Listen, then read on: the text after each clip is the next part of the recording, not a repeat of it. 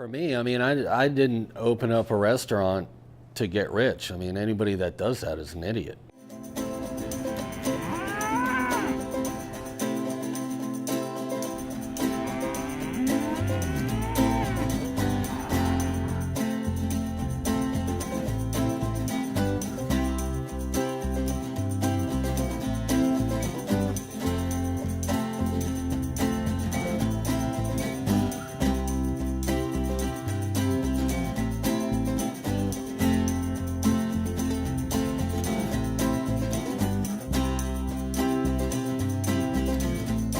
My pursuit starting out was how did we develop meat and poultry with natural flavor? Because since around World War II, industrial agriculture has produced a large quantity of food at very cheap prices. There have been unforeseen negative consequences. One is the loss of flavor. Most of our meat and poultry today is fairly bland. Whereas years ago, the older breeds had flavor. There wasn't much needed to be added. Most cookbooks around the turn of the century, 1900, recipe for meat and poultry was salt and pepper. Now, most people would not eat, well, even a salad, meat or poultry, without a sauce, a barbecue sauce, a dressing, which are primarily comprised of salt, fat, and sugar, which are not healthy for us. So my original idea was to pursue growing animals that have lots of flavor, that are healthy, and the flavor comes about naturally without having to be added. And we discovered that with heritage breeds. I was introduced to I think it was Poulet Rouge. I was working at a place, they brought some birds in. We were doing rotisserie chickens at the time, and I loved the birds from day one. Living in Europe for 4.5 years, knew what, real animals looked like that weren't tainted. I knew chickens didn't have thick yellow skins. When my wife and I moved back into the community after we had children, we were kind of shocked at the availability of clean, sustainable meat. And we go to the local farmers markets, and many times when you would ask the butcher that would be there where the meat was coming from, it would come from places like Kansas City and California.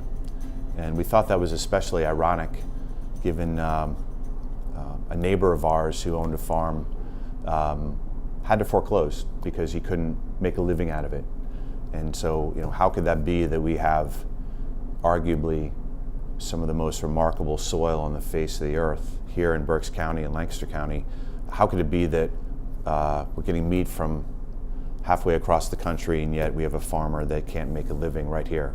The local aspect is so important to keep the money into the local economy so that it benefits the local economy and doesn't just go out to one place far, far away. It became a passion play to be able to prove that we can do world-class agricultural products right here in our own backyard and keep the traditions alive. Berks County and Lancaster County were breadbasket to the mid-Atlantic states for over 300 years, and that is part of who we are. It's part of our soul, and became something that's important to us to keep telling that story so it's not lost. 15 years ago, I was suddenly diagnosed with cancer, and I went on a path of looking at, that I had an immune system disorder, that my body just wasn't working properly to take care of this. So I went on a path of looking at what creates health, basically. How could I regain my health, and then how can I keep my health? And through that journey, one of the most important things was really knowing where your food comes from. We believe that regenerative farming is actually making the farm better than when we found it. We practice managed grazing on our farm, so we have pastures. We have about 80 acres of pasture, and in those 80 acres we then use a single hot wire that can set it into paddocks of half an acre to an acre.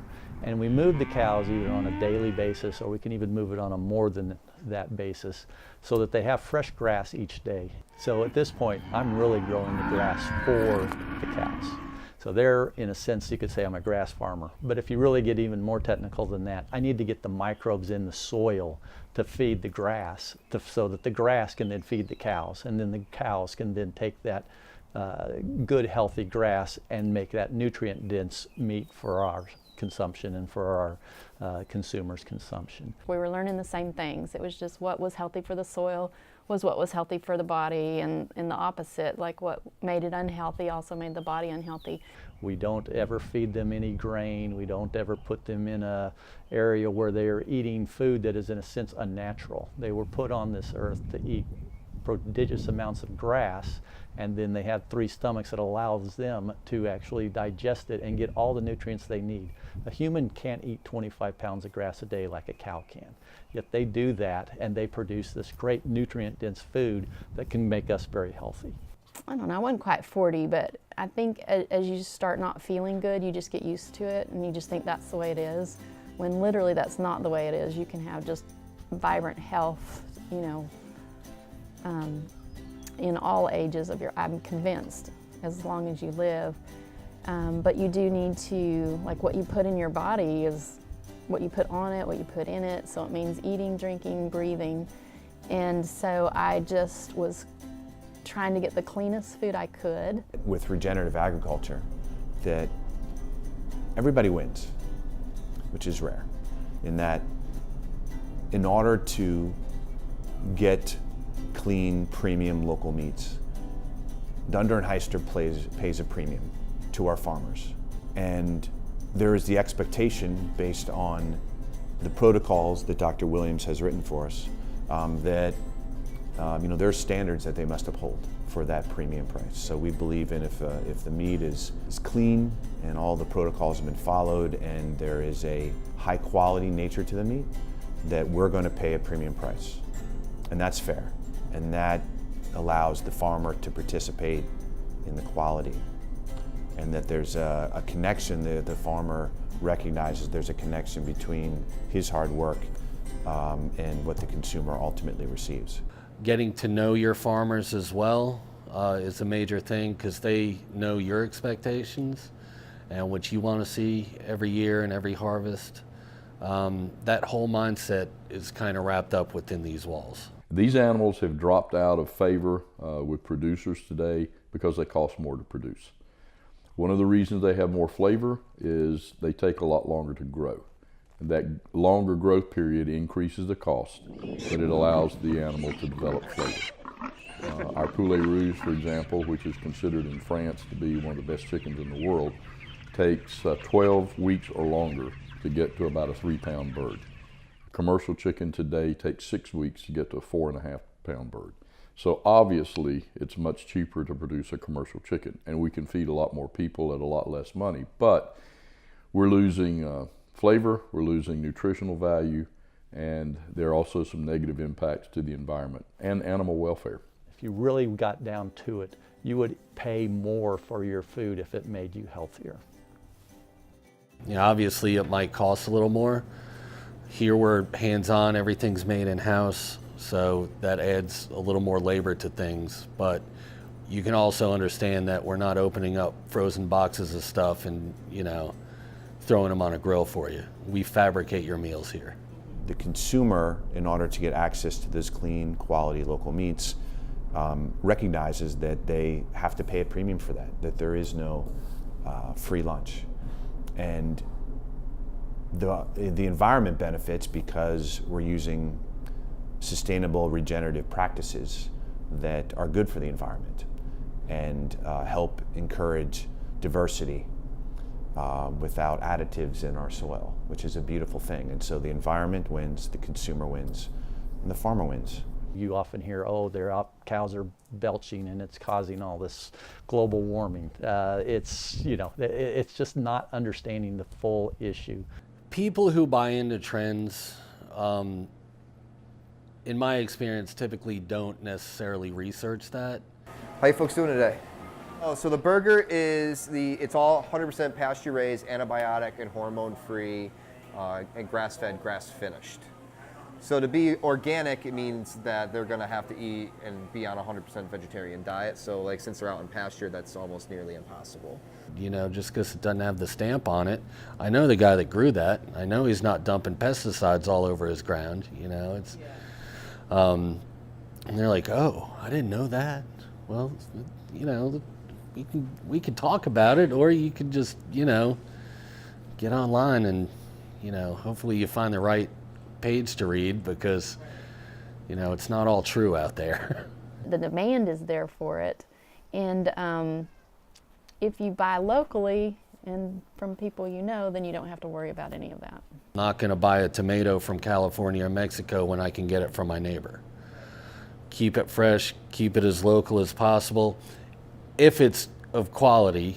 How can we tell the consumer about the meat if we haven't met the farmer, if we haven't been out on the farm? We just feel that doesn't equate. I don't necessarily need my farmers to have a certification by the government. I just want them to practice those elements that they could get their certification, but don't want to pay the gross amount of money to use a stamp. If you practice rotational or managed grazing in the way we do, our cows actually bring more carbon into the soil. These plants and the soil is never tilled. So the plants, even when they are eaten down, they are now growing, and those new leaves are just solar collectors that are grabbing the sunshine, carbon out of the air, and taking it right down into the soil. The manure that does create a problem if it's in a certain spot, like in a feedlot that's then stacked in a certain area, is decomposing and causing issues, is creating certain carbon that's going up into the atmosphere. When I started this journey in pursuit of flavor, it wasn't really my intent to build a positive environmental program or to take a look necessarily at animal welfare. I'm an animal lover. Of course, I like taking care of animals. I think animals should be raised properly. But these things sort of came together like pieces of a puzzle. As we continued to pursue flavor, it became very obvious to me that the animals had to be treated with a very high level of care. And as we got into farming, particularly animals that graze, the regenerative agriculture was something that Dr. Alan Williams introduced me to. So in order to produce a better, more flavorful, healthier animal, we have to produce better nutritional forages, and that requires getting into the soil and the soil science, which led us to regenerative agriculture. I was able to visit and see the line, and every pork chop looks exactly the same as the next one. And in our business, I mean, that is a challenge of, you know, getting into the local food shed, is that we are, you know, there's elements when you're dealing with farmers that are not, or that are allowing their animals to roam and be pastured and not be confined, there's downside to that, right? Because they're lovably imperfect. You can absolutely taste the difference between an overprocessed animal than you can an all-natural animal that is just left alone and not slammed in, you know, overcrowded lots, force-fed. You can definitely tell the difference. The flavor's brighter, the texture is even different. So it's more that old world. Still the mentality, why are you messing with this when you don't have to? You know, let it do its thing, all in due time. The benefit is that you're getting meat that is clean, quality, and absolutely delicious. I mean, the local food movement is about flavor. I mean, when it comes down to it, our product looks better and tastes better because it's raised in the right way. Overly processed foods are obviously not good for anybody. It's just not as appetizing. You know, you still get that final end product, but you're just not, you don't have that full, like, robust pork flavor or beef flavor. It's just kind of been drowned out. If you look at farming, it's old men. It's like the old farming generation. It may go away someday if the new generation doesn't take over. So on the positive side, I see the new generation more interested in where the food comes from, how the workers are treated. I hope that every chef and restaurant owner out there gets on board, because it's only going to do great justice for this community, teaching them what real good quality food is. We've had all this consolidation. Really, the big guys have made the rules, made it very hard for small farmers to succeed in this environment. Yet, there's still benefits to the environment, socially, just the health of the consumer that really is provided by the small guys. And as we hit the point where people now realize that their health is dependent on the quality of their food, when we realize the environment is dependent on how well farmers are actually maintaining their property. Is it in a regenerative way, or are we using the resource up? Is the financial end of this using support from government programs, other things that have taken away the economics of this actual product? So we have food that's too cheap because of farm supports, that is done in an environmentally harmful way that causes us to lose topsoil, use of chemicals that do not easily dissipate, herbicides, pesticides, and then provide a product that is not nutrient dense because the soil is dead. As our consumers further understand that, we can turn this entire where we're headed in agriculture today.